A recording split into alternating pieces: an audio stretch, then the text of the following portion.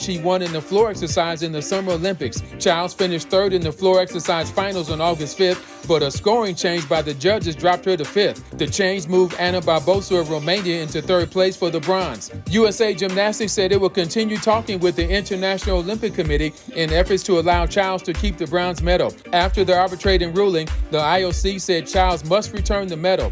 Childs is back in LA getting ready for fall semester classes at UCLA. Childs is entering her junior year. Mookie Betts, playing his first game in 7 weeks, drove in 3 runs Monday night to help the Dodgers beat Milwaukee. Betts missed nearly 2 months recovering from a broken hand. The Dodgers have won 4 straight and are tied with Cleveland and Baltimore for the best record in the major leagues. No debates, no speculation, just the info you need. That's your KBLA Sports Minute. I'm Ray Richardson. More news, opinions, and conversation when we come forward on KBLA Talk 1580. I need your dollar, that's what I need. KBLA Talk 1580 celebrates small businesses, the enduring lifeblood of our community, with the launch of the KBLA SMB Marketplace. For the first time, small to medium-sized businesses will have an opportunity to promote their goods and services on KBLA and take advantage of our powerful reach and local marketing power. The SMB Marketplace is hosted exclusively on KBLA1580.com and is accessible from all our social media channels. Whether you're a small mom and pop restaurant, a car dealership, or a professional practitioner, we invite you to join in this new KBLA Talk 1580 initiative to promote your business. As a Black-owned small business, you don't want to miss this unique opportunity to gain new customers on KBLA Talk 1580. For more information, contact us today at smb@kbla1580.com. That's smb@kbla1580.com. At KBLA Talk 1580, we've got your black. And if I share with you my story, would you share your dollar with me? Time to get paid.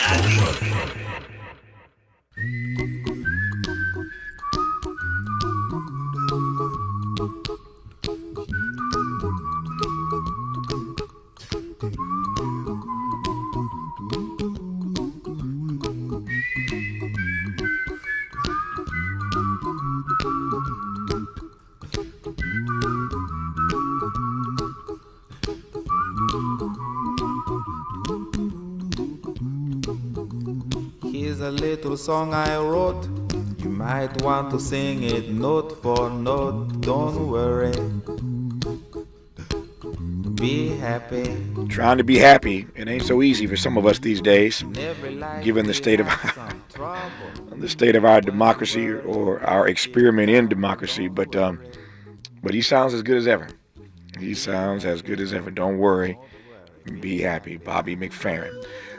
In this hour, a conversation with Frank Garrity, award-winning historian and Columbia University professor, about his new text, The Stadium, An American History of Politics, Protest and Play, as we reflect on Paris 2024 and look ahead to the LA 28 Olympics. This program is syndicated, Frank, across the country, so you're being heard in a variety of places, obviously, but I am based in LA, as you likely know, and our mayor, Karen Bass, we all saw her on national television the other night accepting the flag. So the Olympics are headed our way in just a few short years, and we look forward to that. I think we do. We look forward to that here in L.A. Funny story, Frank. I was at a gas station here in L.A. during the Olympics in Paris. I'm at a gas station here, and there's a couple, husband and wife, there's a couple at the pump, and they're having trouble making the pump work. And they look at me and kind of motion to me to see if I can help them. And I walked over to assist them and realized they didn't speak great English. They were French. I know a couple words in French, so I did my best and helped them figure out how to make this pump work at the gas station. And I looked at them and I asked them, were they from France? Yes. Where do you live? Paris. And I looked at them and I just started laughing. And they looked at me and they started laughing. And even though we had a language barrier, they knew what I was laughing at and I knew what they were laughing at. They had escaped Paris to come to L.A. To avoid all the drama of the Olympics that come along with it, traffic and everything else. So here they were on holiday in L.A., while the Olympics were in their hometown. So I just got a kick out of that. That said, Frank, I'm glad to have you on this program today, sir. How are you? You know, as you said, it's easy to feel bad about a lot of things in the world, but, you know, today in New York, it's not too hot. There's no downpours induced by climate change. So today I'm feeling good. And, you know, the Olympics gave us some good things things to feel good about. So, yeah, that's where I'm at today. Yeah, no, I'm glad you're happy. If Frank is happy, I'll be happy too. We'll have a happy conversation, I hope, as we move through this hour. Let me just start with a couple of broad questions, broad strokes, and then we'll get into the text. What did you make of the Olympics now that they are behind us? Wow. So, as usual, the Olympics gave us captivating performances, right? By Simone Biles, by Jordan Childs, by Ledecky, by, of course, the U.S. men and women's basketball teams, and, of course, you know, the athletes from all the other parts of the world, too, right? Mm-hmm. And, of course, you know, the Olympics produces a bunch of social and political problems. So, I mean, those things are always on my mind when I watch a sporting event. And, you know, they certainly came to the fore, you know, this summer in Paris, and they indeed will come to the fore when the Olympics arrives in Los Angeles. So now we're off and running. So that was my second question anyway. So I'm following you. So put the Paris Olympics in the frame of social, political protest, and tell me now what you saw. Yeah.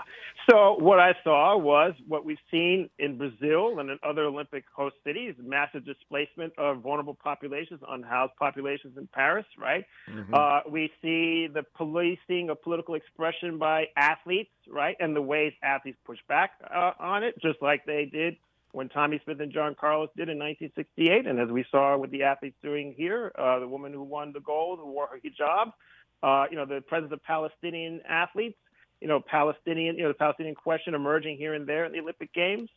And then, of course, the question becomes, what's the aftermath of the Olympics? What will be the benefits of the Olympics to Paris? And, of course, that remains to be seen. The IOC has a long track record of producing events that really don't benefit host cities, although LA is an exception to that history. Mm-hmm. When you say 4 years ahead of time that we're going to see social and political protest on display in LA, how do you know that 4 years out?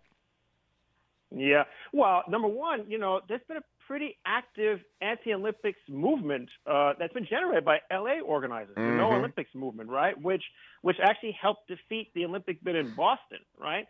And these activists are not against sports per se. I mean, maybe some of them are, but they really are against the ways in which mega sporting events turn into land grabs and profiteering by corporations and by the sport industry. Right, and then that's what we've seen over and over again. I mean, most vividly in Brazil, right, or Athens, in the home of the 2004 games, right?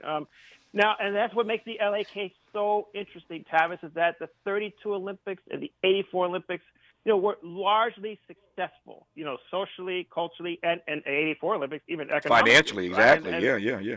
That's the thing, right? So that's what makes the 28 games utterly fascinating. We'll see if the LA Olympic organizers can pull it off again. I mean, they've got a steep hill to climb, though, I think. Let me just brag for a second because I worked for Tom Bradley, the late great mayor of this city. Of course. I mentioned Karen Bass, who's the first woman and the first African American woman, obviously, to be mayor of this city.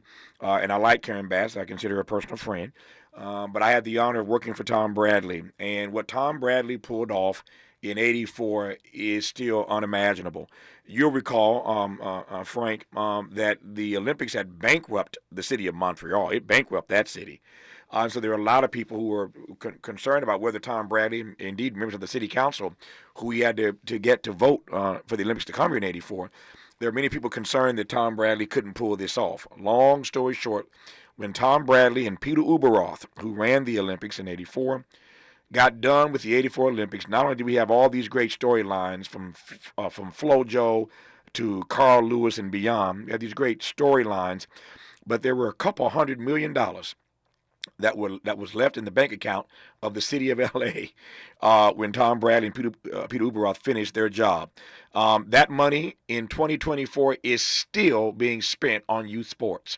I was literally 2 weeks ago at an event where that money was on display. So all these years later, from '84 to 2024, they are still giving money away here in L.A. to all kinds of worthy causes born of the success that Tom Bradley and Peter Ueberroth had in 1984. We will see if Karen Bass and her team can do likewise in 2028. But Frank makes a powerful point, and I just want to shout out my boss, the late, great Tom Bradley. We'll talk about the book, The Stadium, An American History of Politics, Protest, and Play, when we come forward with Frank Garrity on Tavis Smiley. Generous listening. Charitable listening. It's why everybody wants to talk to Tavis. The conversation continues when we come forward. Make a move into a home of your own. With City National Bank's Ladder Up Home Loan Grant, you could receive up to $20,000 that you never need to pay back. Use it toward your down payment, save on closing costs, or to buy down your mortgage rate. Find out more at cnb.com/ladderuphome. City National, here for every stage of the journey. Property must be in a qualifying market in California, New York, or New Jersey. Additional terms and conditions apply. Not all applicants will qualify. Terms are subject to change without notice. City National Bank is an equal housing lender. Member FDIC. NMLS number 536994. History is being made. LA Civil Rights and the LA City Reparations Advisory Commission is about to unveil a groundbreaking reparations report. Come learn more about the impact of the Black experience in Los Angeles. Join us on Tuesday, August 27th, 5 p.m. at CSUN's Student Union for the official release and panel discussion. For more information, call 213-978-1845 or visit laisforeveryone.com. Again, laisforeveryone.com. Be part of this monumental moment. History is being made. LA Civil Rights and the LA City Reparations Advisory Commission is about to unveil a groundbreaking reparations report. Come learn more about the impact of the Black experience in Los Angeles. Join us on Tuesday, August 27th, 5 p.m. at CSUN's Student Union for the official release and panel discussion. For more information, call 213-978-1845 or visit laisforeveryone.com. Again, laisforeveryone.com. Be part of this monumental moment. My friends swim no matter the season, but my moderate to severe plaque psoriasis can sometimes take me out of the moment. Now, thanks to Skyrizi and clear skin, count me in. With Skyrizi, Risankizumab Riza, a prescription-only 150 milligram injection for adults who are candidates for systemic or phototherapy. 3 out of 4 people achieve 90% clear skin at 4 months.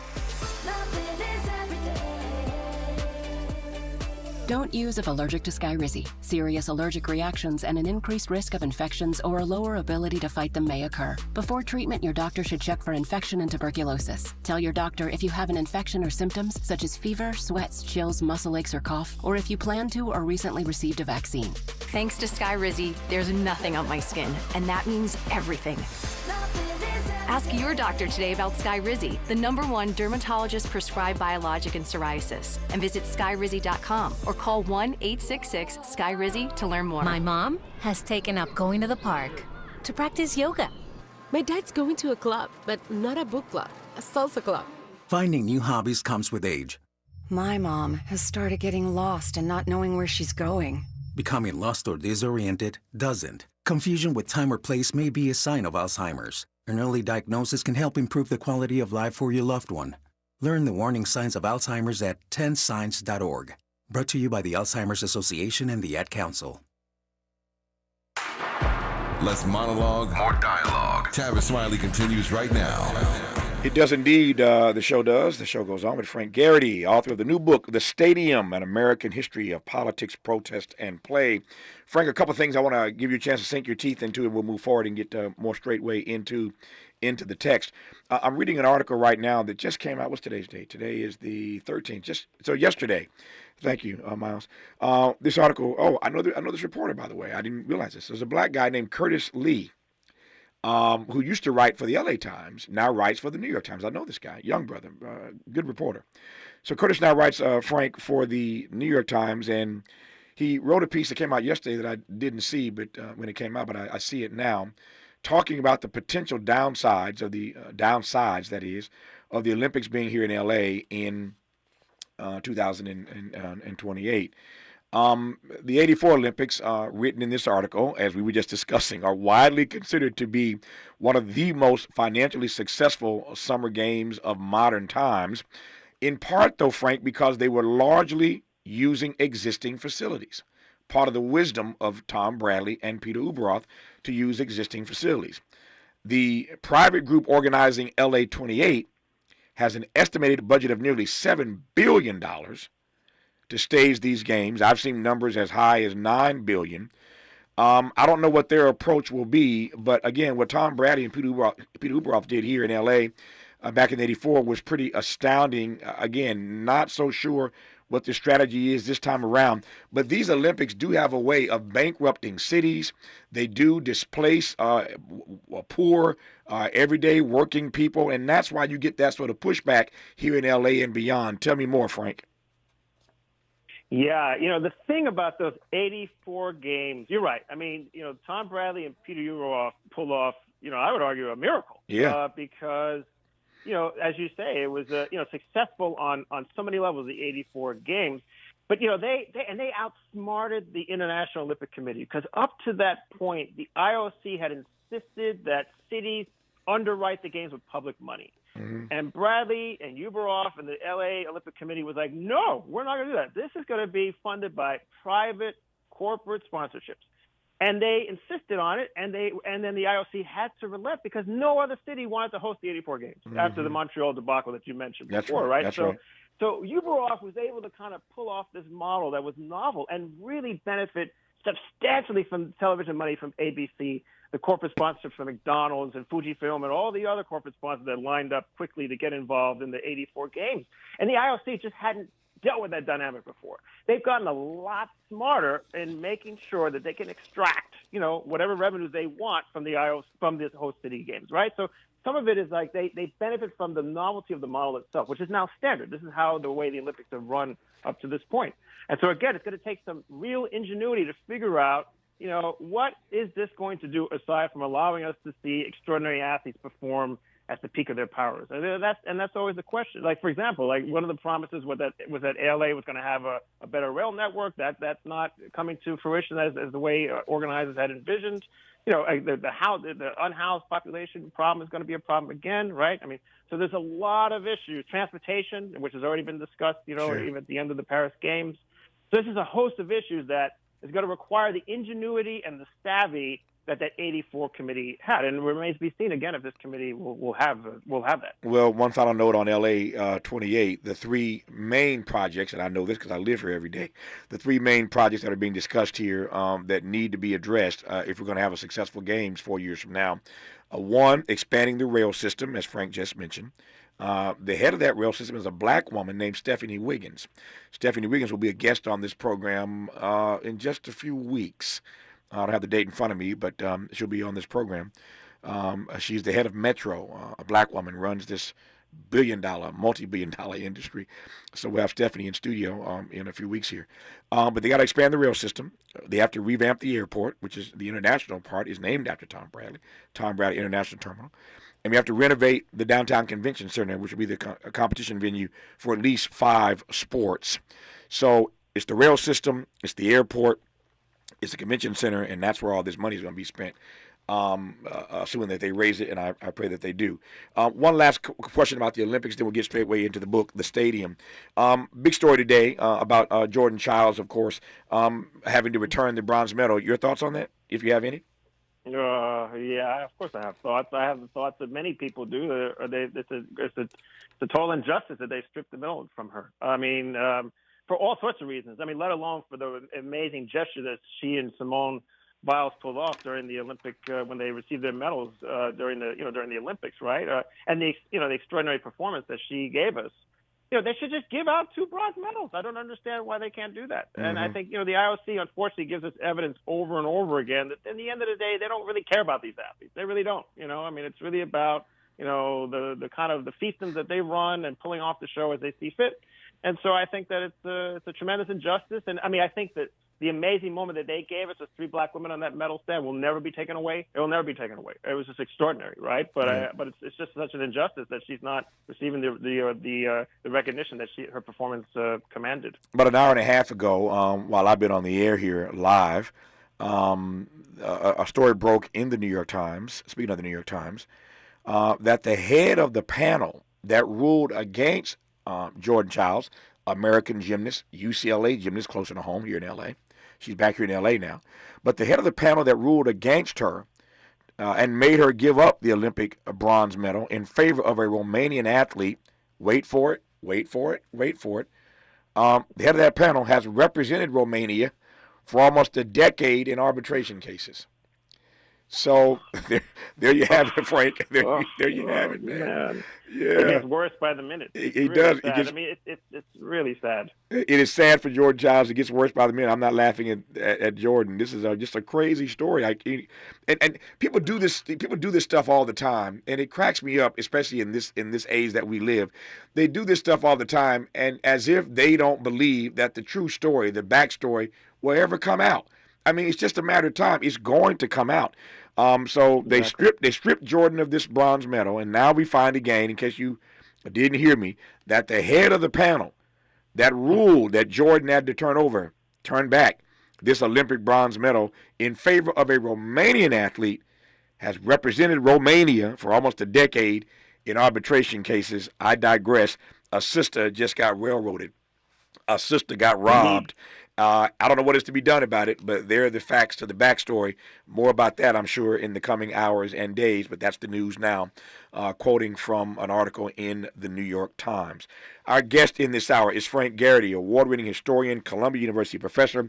His book is called The Stadium, An American History of Politics, Protest, and Play. Here's my opening salvo, Frank. When is a stadium not just a stadium? It's always. Always, right? A stadium is never just the place to go see Steph Curry rain three-pointers, to see Beyonce do her amazing, artistry, or Taylor Swift, or whoever your concert performer is. It is always an institution that is politicized, whether it's an indoor facility like the Staples Center or whatever it's called now in downtown LA, or the SoFi Stadium, over there in Inglewood, right? Because it's contingent on political processes to make them happen. Number one, to be built, whether they're privately financed or not. That's the first thing. And the second thing, as my book shows, most stadiums, certainly since the mid-20th century, are publicly financed or relying on some public subsidy, to make them happen, right? To build them and to manage them. And also because they've had a dynamic, decisive role or a substantial role in American political politics and society. And that's what the book shows, right? Everything from, the staging of national party conventions, as we'll see in Chicago next week at the United Center, to things that we see over and over again in the history of the Los Angeles Coliseum, which figures prominently in this book. Everything from the 1960 Democratic National Convention to the historic 1972 Watt-Stacks concert, which really was a powerful moment for the Black Angelino community, something I'm sure you know about very well. Very happy to talk on this radio station for that reason. To the protests that we saw in the 2010s and 2020 on behalf of the movement for Black Lives Against Police Brutality, right? And so, the stadium has functioned as America's public square, essentially, right? It attracts people, and it is a place where we fight over who we are as Americans, and that's the story that I try to tell in this book. When is a stadium not just a stadium?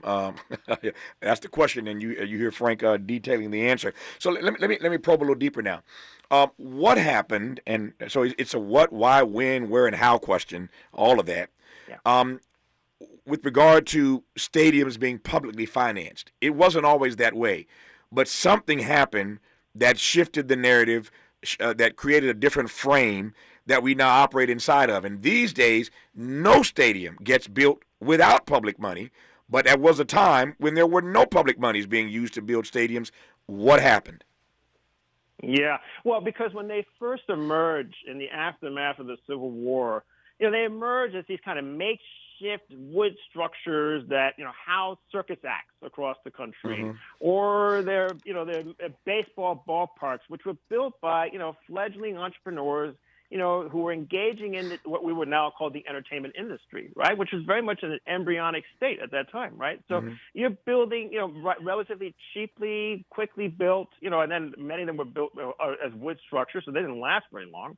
And so, there wasn't the same sort of emphasis on mass culture in terms of entertainment that we wind up seeing, as the sport and entertainment industries grow in the aftermath of World War II. And that's when you start to see, as the sport industry grows more powerful, they're able to sort of command, resources from, municipalities and state and even federal governments to build structures, for their franchises, right? And so it's really the post-World War II period where we see, the explosion of the sport industry, the explosion of the entertainment industry, and they're able to make the argument and persuade more and more politicians that, in fact, the stadium is useful for them.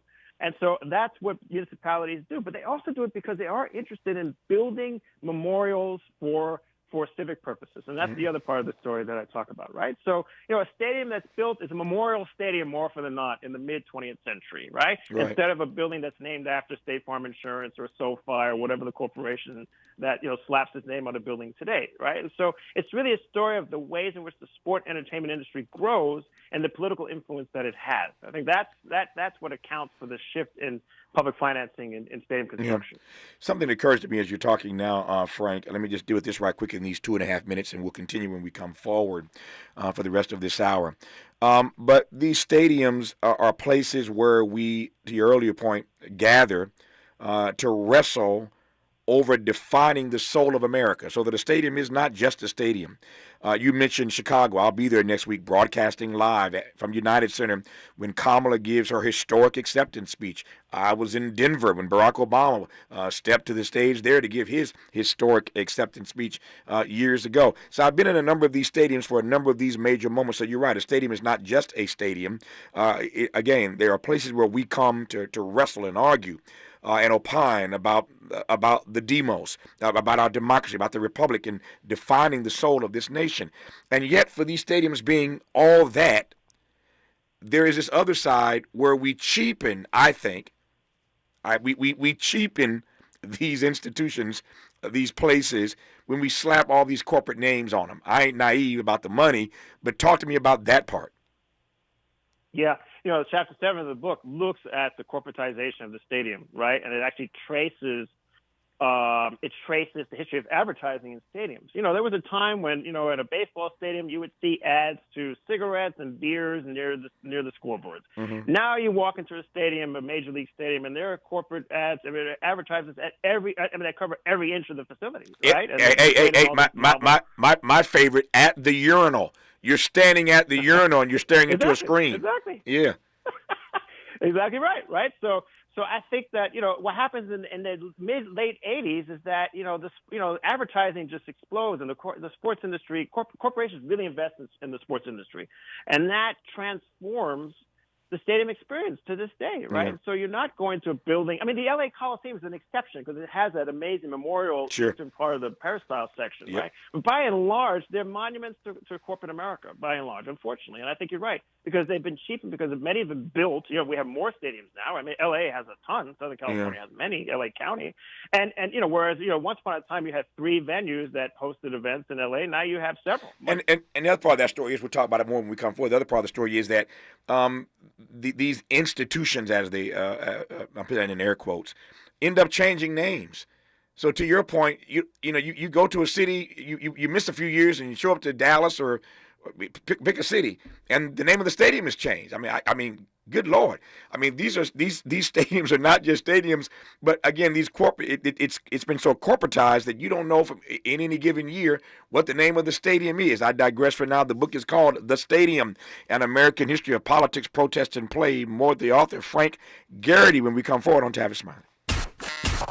Why does Tavis say "when we come forward"? Because he's not going back, and you don't have to go back either. Forward ever, backward never. More of Tavis Smiley when we come forward. Paid for by government.com. Did you know the United States Mint has issued a new Morgan silver dollar coin in proof condition for the first time? Not only that, they are also minted in 99.9% pure silver for the first time ever in history. Coin experts are calling this an amazing opportunity for anyone that knows the enduring popularity of Morgans. But you must hurry. Only 400,000 of these legal tender silver dollars were issued. These first ever Morgan silver dollars are brand new with stunning mirror-like finish, minted by the iconic San Francisco Mint. Call now and you're guaranteed a new first ever 99.9% pure silver proof Morgan dollar. To learn more, call 1-800-973-9717. If you order now, you will receive a free coin collector bonus pack, a $25 value, free with every order. Call 1-800-973-9717 now to secure your new Morgan silver dollars before they are gone. That's 1-800-973-9717. Thank you for joining us, everyone. I'm Mike Moore. Now, here's the latest from the Black Information Network. In Illinois, a suburban Dalton official is in trouble with the law.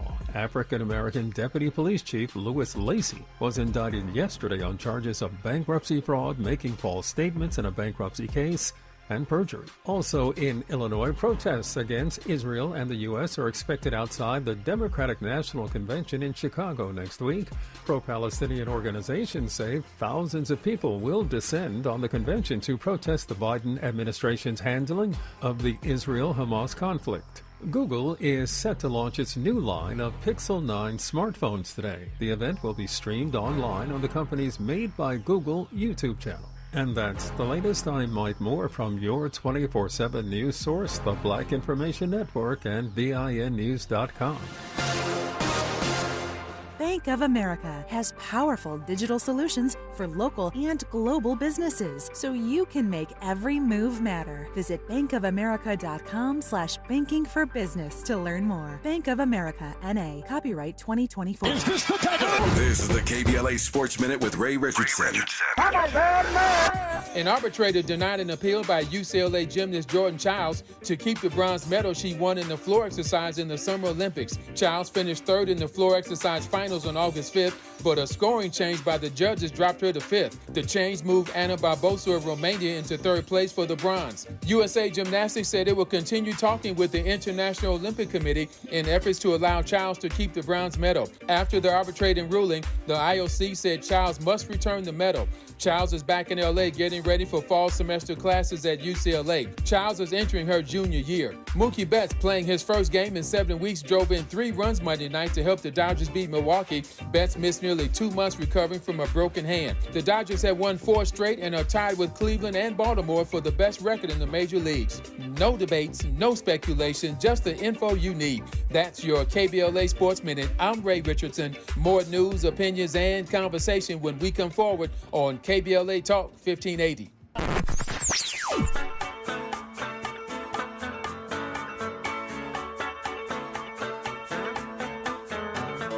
This is KBLA Talk 1580. Talk radio that's music to your ears. We're unapologetically progressive. KBLA Talk 1580. Attention California drivers. The kids of Caltrans workers count on you to keep their loved ones safe. So when you see a highway work zone, please slow down and pay attention.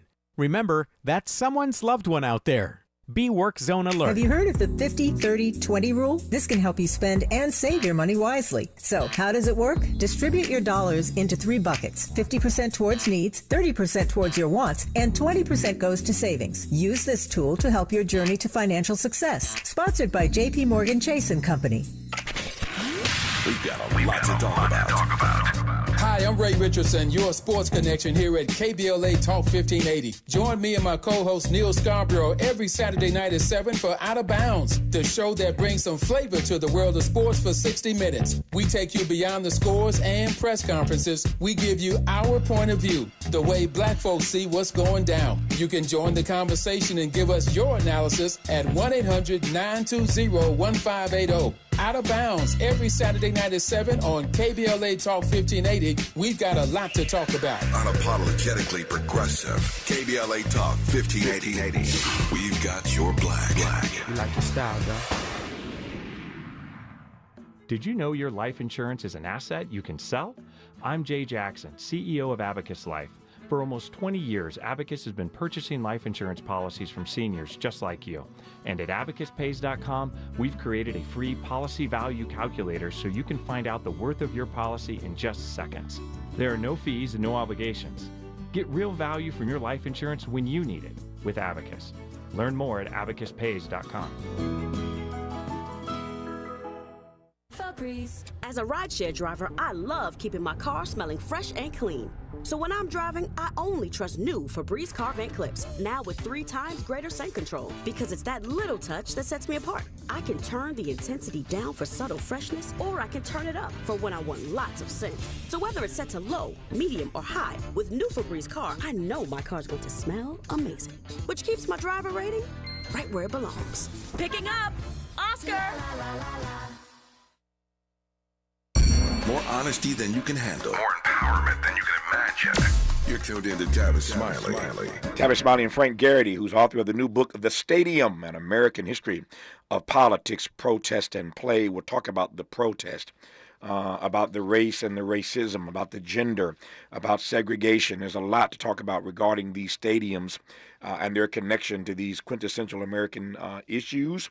And moments, for that matter. We'll talk about that with Frank as we move through this conversation. But I just want to buttonhole right quick this conversation we were having a moment ago, Frank, about the corporatizing nature of these stadiums. And I was making the point that it's not just that we're in an era now and have been for some time now where we slap these corporate names on these stadiums, but then the corporate names start changing on you. That's exactly right. I mean, there you go. That arena in downtown L.A. You got, it was a Staples Center since 1999, and now it's I forgot what it's called now. Crypto. I think it's crypto. I can't keep up. Crypto. Yeah, something like that. Yeah. That's it. Yeah. And it's like they become no places. I mean, like one of the things that's interesting is that the stadiums of the mid-century were, baseball stadiums in particular, were sort of seen as, they all look the same. But right. I would argue that these contemporary ballparks and arenas all look the same because they're so heavily corporatized, they're inundated with advertisers that you actually don't know where you are more often than not. Yeah, and one of my personal pet peeves is, I understand the tax issue, but I personally, as a devoted sports fan, don't like going to arenas where 2 teams use the same arena. That's just my thing. I mean, here in L.A. where I sit right now, Staples, formerly Staples, now Crypto, has been where the Lakers and the Clippers have played. I mean, they got this thing down to a science. You walk into a Laker game, it's Laker stuff everywhere. You come 24 hours later for a Clipper game, there's Clipper stuff everywhere. Steve Ballmer, of course, now building his own stadium in Inglewood, the aforementioned Inglewood, but that's always been funny to me that you walk into a stadium and 2 teams that are otherwise rivals are using the same stadium. In L.A. is not the only city where that happens. I digress on that particular point. I'm going to ask you in a moment. As we do this, obviously, in the hip hop game, in the hip hop world, we always ask your top 5. So I'm going to ask your top 5. I'm giving you warning, Frank. I'm going to ask you your top 5 of the most historic, anywhere you want to define it, the most historic stadiums in this country. You need time? Are you ready to give me your top 5? I'll give it to you. Give me your top 5. A little number 1 is easy, the LA Memorial Coliseum, and I'm not just saying that because I'm talking. Wait! Hold up! You're taking the LA Memorial. You're taking the LA Memorial, the Coliseum, over Madison Square Garden. Oh, absolutely. Wow. Absolutely. Wow. MSG's up there, but LA because it hosted everything. Right. It was the venue, and I would argue in LA's history. It's probably, in a city that's defined by suburbanized sprawl, it's probably one of the most important places where Angelenos of all backgrounds have congregated. Maybe something else, a Hollywood Bowl. I mean, really, think about it. Dodger Stadium, no, because nope. Dodger Stadium's a baseball stadium. The Coliseum had everything. It had track and field. It had football. It had graduations. It had rallies. It had concerts. It even had the Dodgers for 4 or 5 years before Dodger Stadium was built, right? So LA Coliseum, for me, is number 1. No, I can't.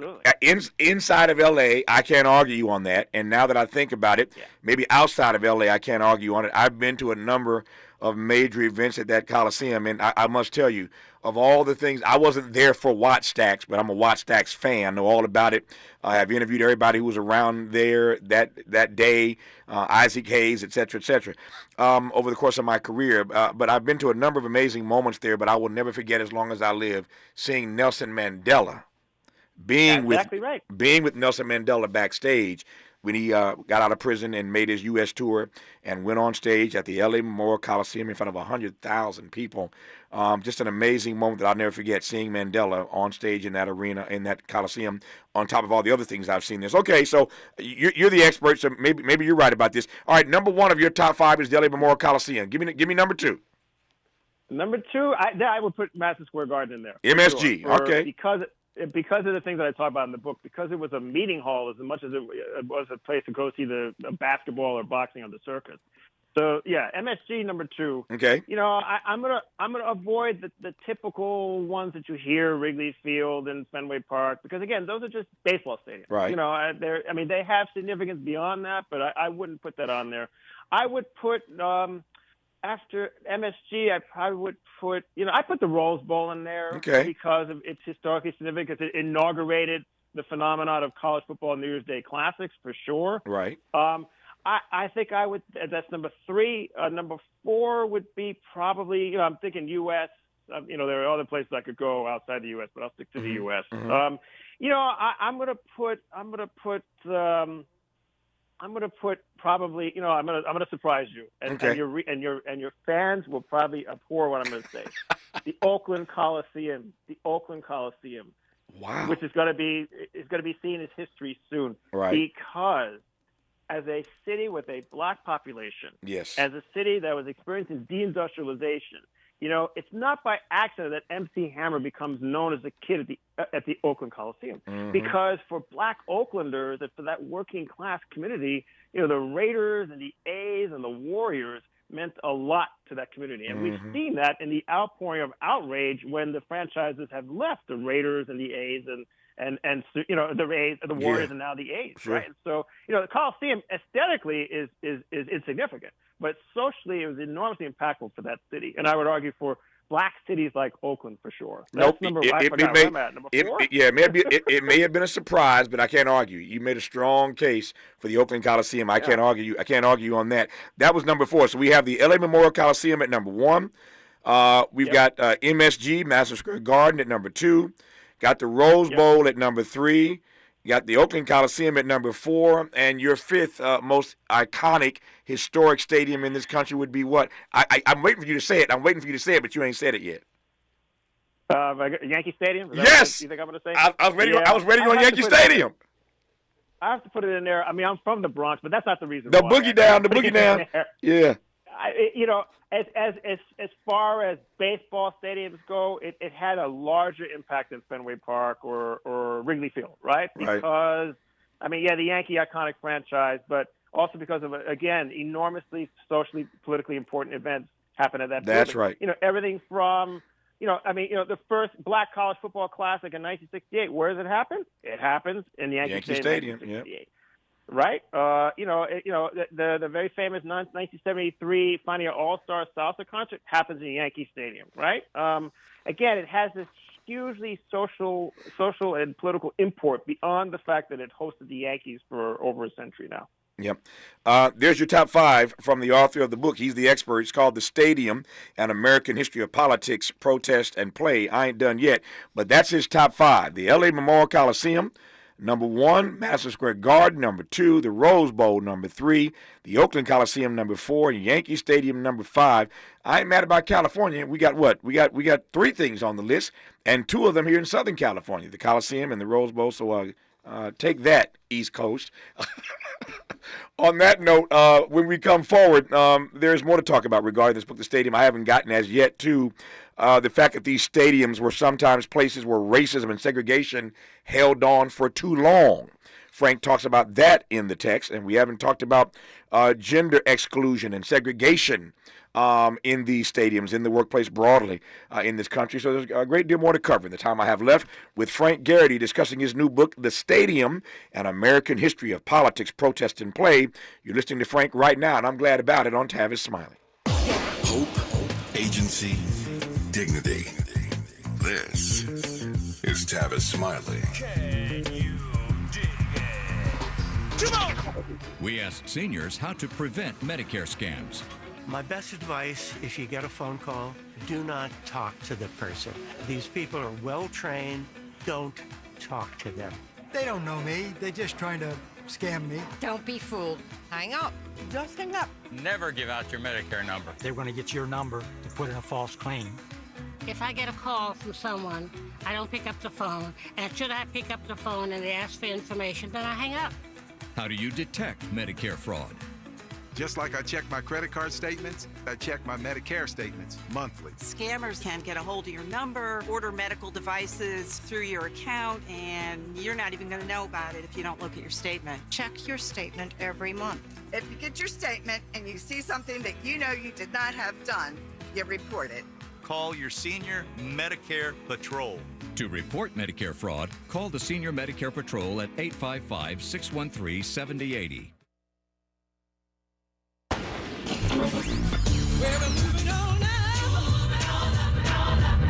Tavis is like George and Wheezy. He's moving on up. Last year, Tavis was number 45 on the Talkers magazine list of the 100 most important radio talk show hosts in America. Wait for it. Wait for it. The 2024 list was recently released, and Tavis has jumped to number 33 on the list of the nation's most important talkers, making him the highest-ranked African-American on the coveted roster.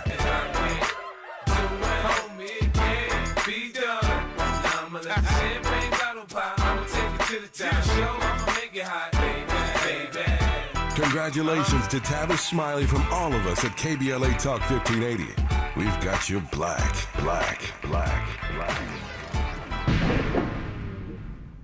Hello, KBLA listeners. This is Senator Steve Bradford, and I'm inviting you to the 21st Annual Gardena Jazz Festival, Sunday, August 25th at Raleigh Park.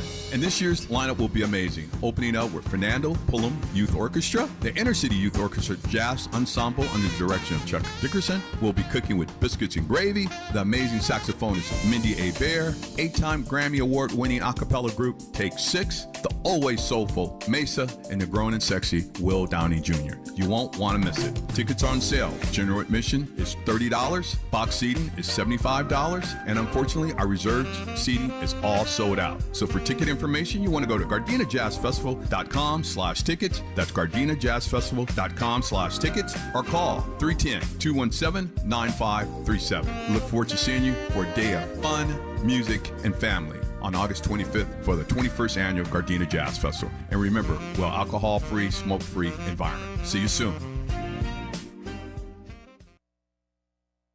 Helping to make you the most knowledgeable person in your circle of friends. This is Tavis Smiley. This is Tavis Smiley and Frank Garrity talking about his new book, The Stadium, An American History of Politics, Protest, and Play. Frank, this won't surprise you. Whenever you do a top 5 list, you start a barroom brawl, right?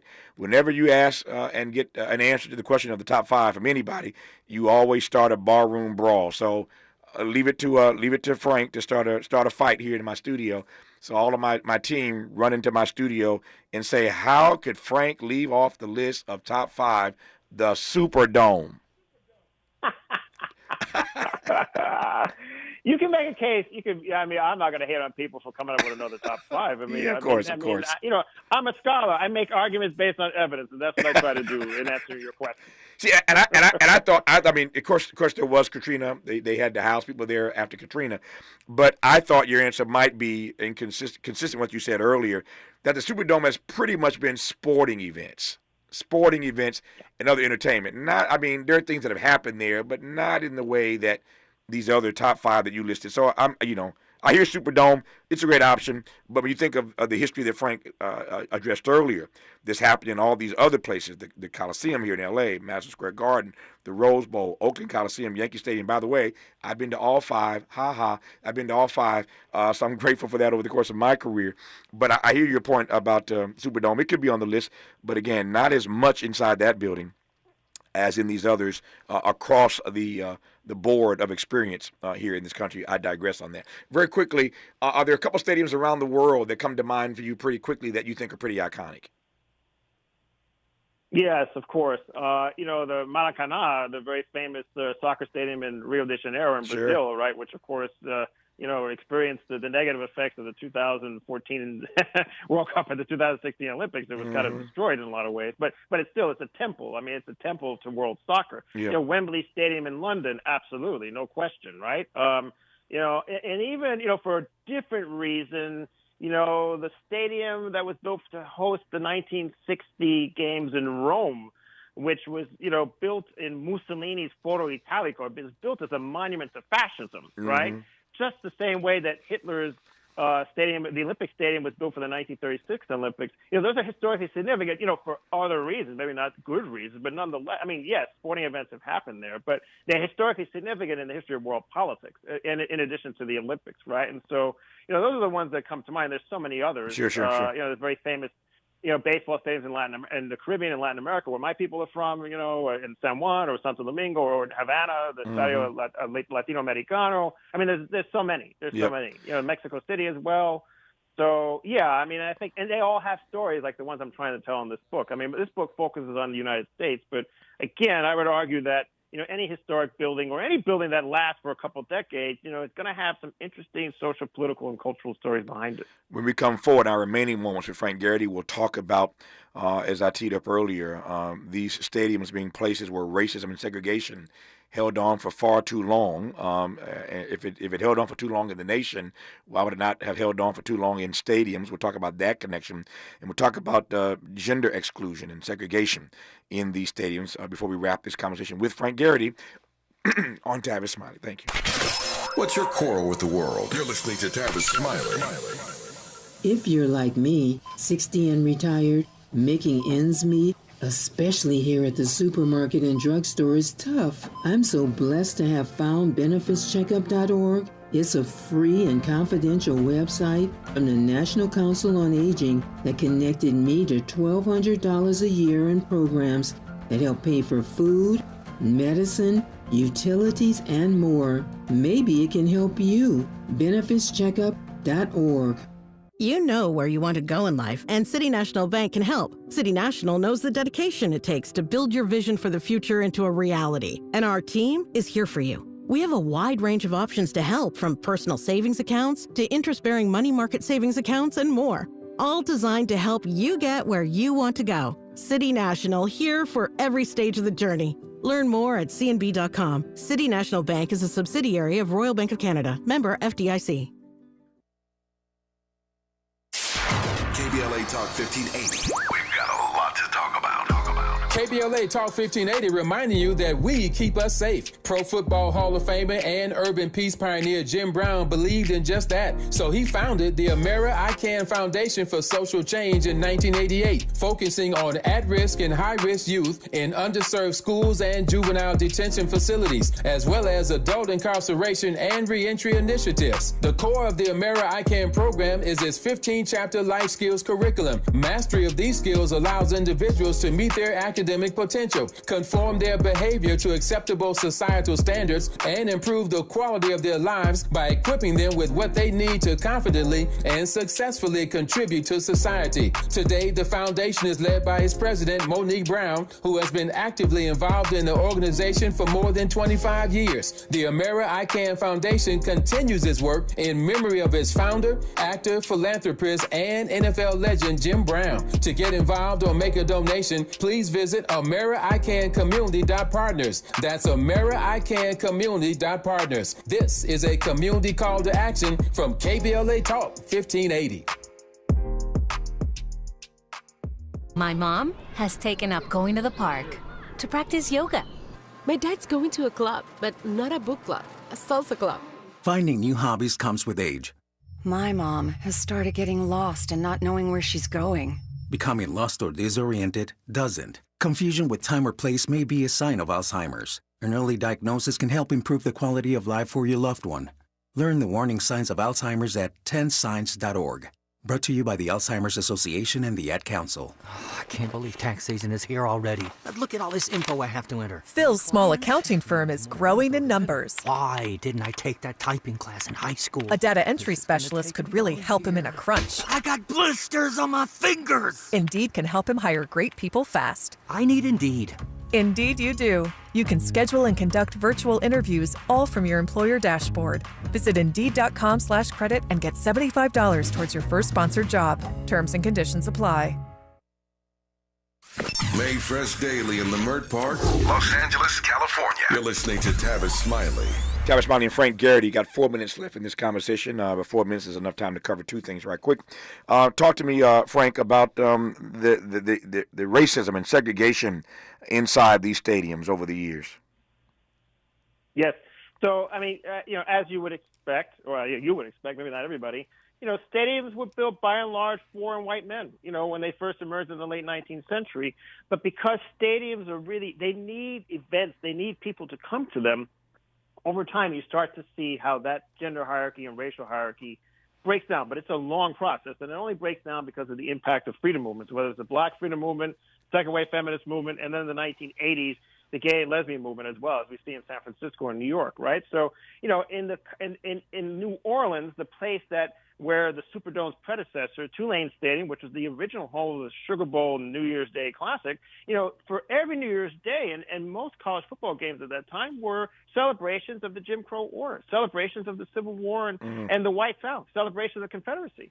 And so we see that over and over again at Tulane Stadium for the 40-plus years that the Sugar Bowl lasted until it was finally desegregated in the mid-1970s, right? And we see that dynamic in other parts of the South and other parts of the country too, right? And so, part of the story of the book is to show how the stadium reinforces the social status quo and political status quo, and also provides the conditions for the challenges to that status quo. And that's what we've seen up until the present, where now we see stadiums that are segregated by economics, by and large, right? Because it's so expensive to attend games these days, right? Yeah. So, No, there's that part. It ain't about race no more. It's about that money. You can't afford to get in it.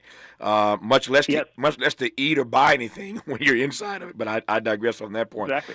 My extra question is the role that stadiums have played conversely in, as you argue in the text, reducing gender exclusion and segregation.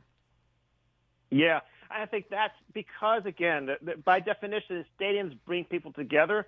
So it creates the conditions for the challenging of social hierarchies. And that's what makes it a unique institution, right? And I think we see that over again in the history of the Black freedom movement, whether it's Martin Luther King's SCLC, having rallies in Chicago and L.A. in the Memorial Coliseum and the sports arena that was built, and was demolished a couple of years ago, right? To the ways in which, feminists are charging the stadium gates in the 1970s on the field, and as I talk about in the book, in the press box and the locker room.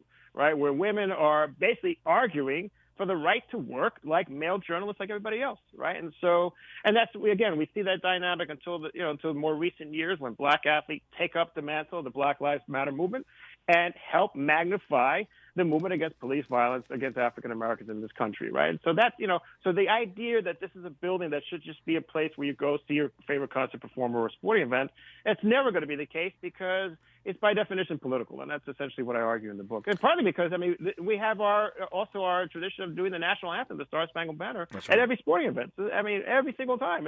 It's a political act and a political occasion every time we walk through the gate. We wrap this conversation where we began this conversation with this simple edict, that a stadium is not just a stadium.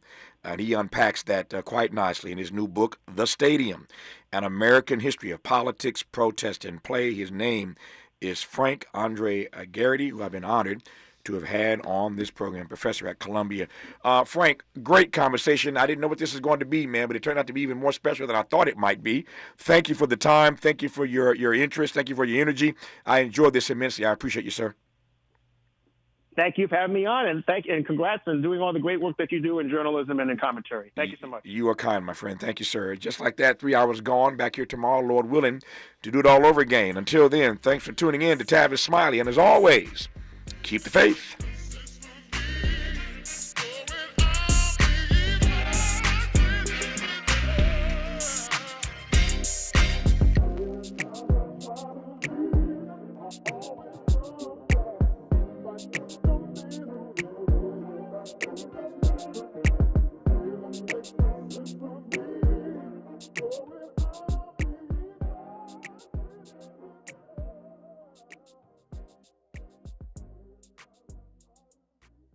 KBLA 1580 Santa Monica.